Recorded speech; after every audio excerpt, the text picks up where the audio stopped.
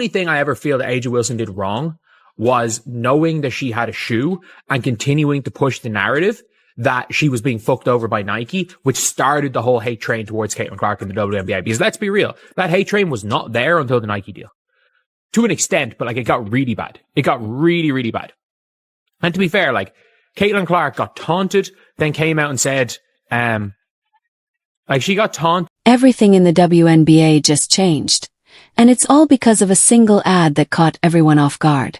Caitlin Clark just released her latest Nike commercial, but almost instantly, Aya Wilson hit back with a reaction that sent the whole league into a frenzy. Now, fans are totally split, accusations of favoritism are flying, and this situation has exploded into a massive drama. So, what's the real story behind her response? Stick around because there is a lot happening behind the scenes that you haven't heard yet. Trust me, the details we uncovered are going to shock you. It came out on Christmas Day. Let me start by saying, I already started, but let me say this. I have heard some people out there say things like, Caitlin Clark doesn't have the motion she used to have. Caitlin Clark isn't really that much of an attraction to people anymore. Just different things like that. And every time I've heard that, I just kind of shake my head because I'm thinking, Nike didn't just trip and fall into this mess. But when you take a step back and look at what's actually happening without all that corporate talk, it feels exactly like they knew what they were doing. All right, so if y'all don't know, AJ Wilson has announced that her shoe will be released on May this year. And there was a clip that came out during her celebration that she kind of knew about this for the past 2 years. And it's been causing a ruckus. Now, I had to go back and do my due diligence and find out where the issue started, right? And why a lot of people are so mad at AJ Wilson. Now, this is around the time it was announced that Caitlin Clark was getting her signature shoe, right? Think about it. One commercial gets the VIP treatment. They probably spent months mapping it out on whiteboards, argued over every detail during expensive lunches, and acted like they were making a movie for the history books. Then you've got the other ad, which totally screams last-minute panic. It looks like someone realized they had a Friday deadline, grabbed a random song, changed a few words, and just hoped we'd all think it was some big master plan.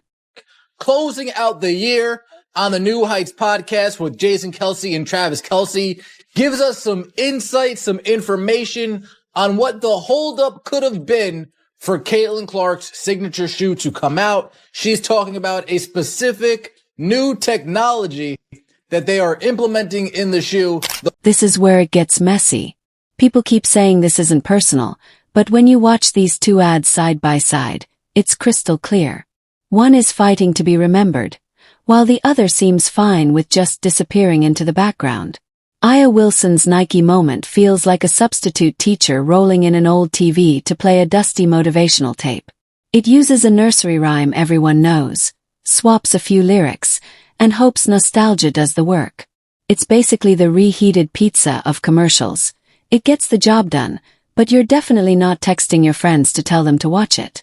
Then, Clark's ad crashes the party and takes over the room. It feels heavy, the humor actually hits, and it feels real instead of just being slapped together.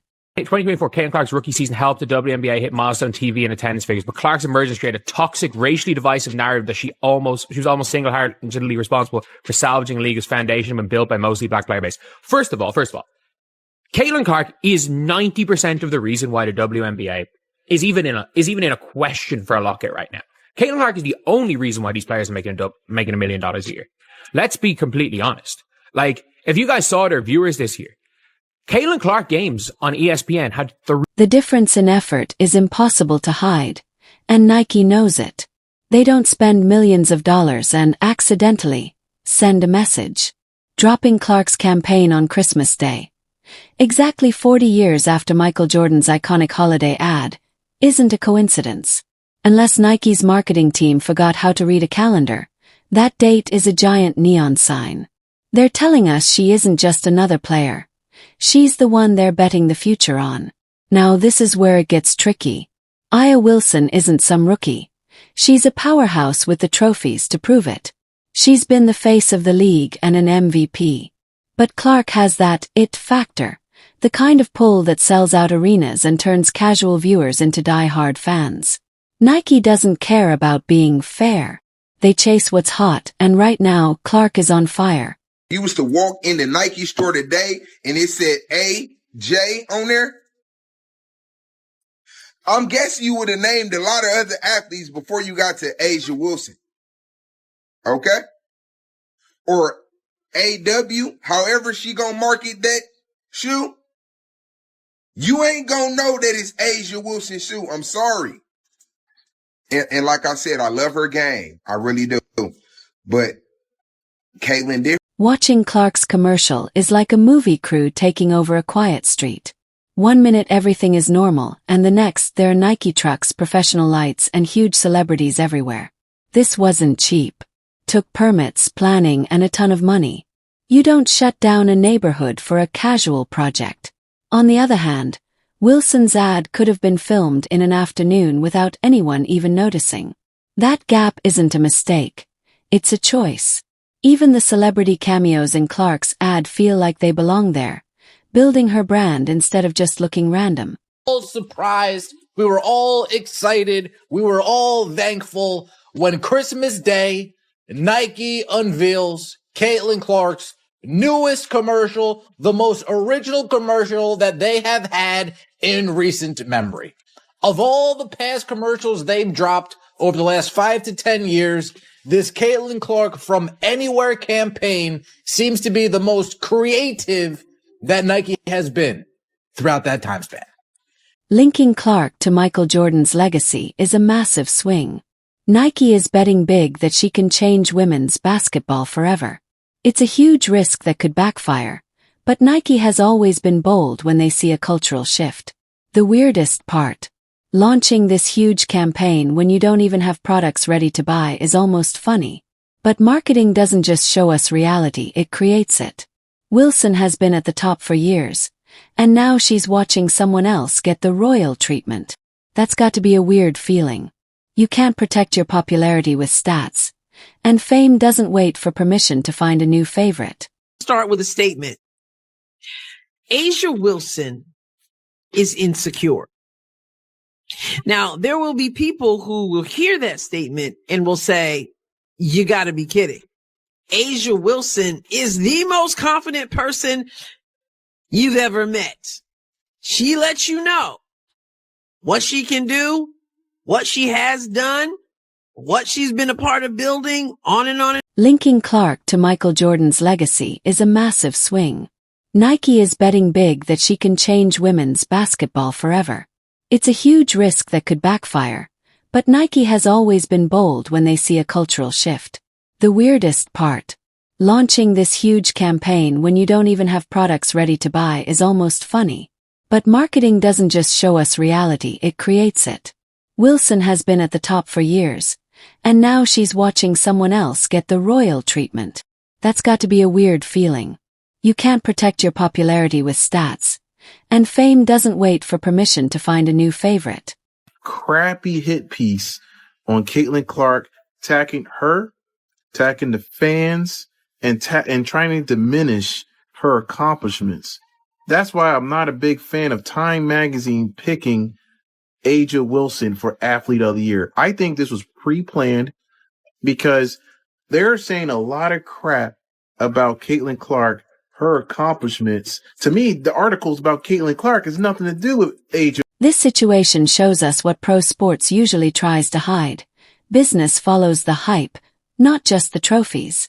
Clark didn't make Wilson's success go away, but she definitely bumped her down the must-watch list. Nike knew exactly what kind of arguments they were starting by putting these two ads out at the same time. The real question isn't whether Wilson deserved more. She probably did. The question is whether Nike thinks spending more on her would make them as much money as Clark. Their answer seems to be a hard no. It stings, but that's how big corporations work. Excellence is great, but in this new era, it's the story that gets the spotlight. Been running around. I'm gonna just watch the NBA. Then it was because the women's just started to complain and say that they deserved more than they deserved at the point because the market rewards you. The market does that. The market rewards you for where you are as a business. Anyways, they were complaining so much, it turned people off. Now you get Caitlin Clark, who's bringing the viewership, who's bringing the audience. You're doing this. This is a huge turning point for the WNBA. Now that Nike has picked their chosen one, every move they make will be compared to this. The players, the fans, and other brands are all watching. Nike basically just told the world who they think the future is. Aya Wilson is still elite and respected, but the crown of influence has moved. Caitlin Clark has it now, and she isn't giving it back. This moment will be remembered for years as the time the league's marketing changed forever. It's not just about the ads. It's about the new hierarchy they've created. Caitlin Clark has her own Nike basketball signature shoe on the way. And people are pointing out the fact that the 3 active WNBA players who have a Nike basketball shoe at the moment are Breanna Stewart, Caitlin Clark, and Sabrina Ionescu, all of a certain skin color. They're saying A'ja Wilson doesn't have one, Candace Parker, Maya Moore, Brittany Griner. They're saying that Caitlin Clark has some type of privilege by how fast she got a Nike basketball signature shoe. Guys, please, let's cut the games. We all knew Caitlin Clark was going to get her own Nike basketball. Wilson is in a weird spot. She has the respect, but she's lost the main stage. It's a shock for a league that always promised that greatness equals fame. Caitlin Clark didn't just break that promise.